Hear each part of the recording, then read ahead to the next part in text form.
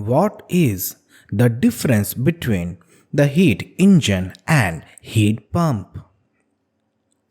Heat engines produce work. Work is done on the surroundings. On the contrary, a heat pump requires work as input.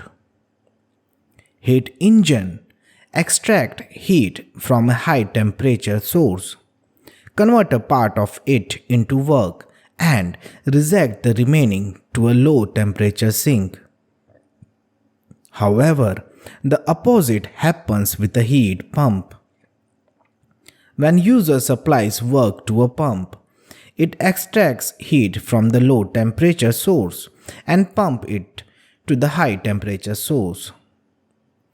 Heat engine produces mechanical energy, whereas heat pump requires mechanical energy. In heat engines, not all the heat supplied gets converted into useful work. If all the heat supplied is converted into work, then it will definitely violate the second law of thermodynamics. Similarly, using a heat pump, you cannot pump heat from a cold body to a hot body without the input of external work. If no external work is done on the pump, and if the pump pumps heat from a cold body to a hot body on its own, then it will also violate the second law of thermodynamics.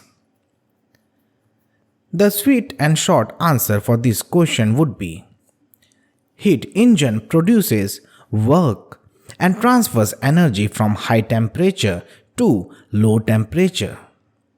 In a heat pump, external work is needed to transfer energy from low temperature to high temperature medium. Why is reversed Carnot cycle is not possible practically? Because adiabatic processes are not possible due to losses in the condenser pipes, compressors, and evaporator. Give the names of different thermodynamic processes.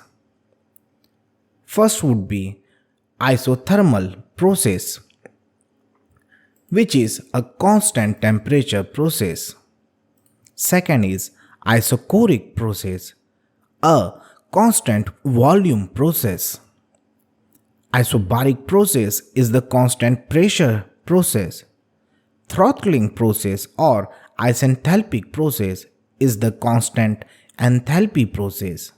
And last but not the least, we have isentropic or adiabatic process, which is a constant entropy process. Explain the Otto cycle in brief. An Otto cycle is an idealized thermodynamic cycle that describes the functioning of a typical spark ignition engine. It is the thermodynamic cycle which is most commonly found in automobile engines. The answer to this question would be: Otto cycle can be explained by a pressure-volume relationship diagram, as you can see here. It shows the functioning cycle of a typical spark ignition 4-stroke engine.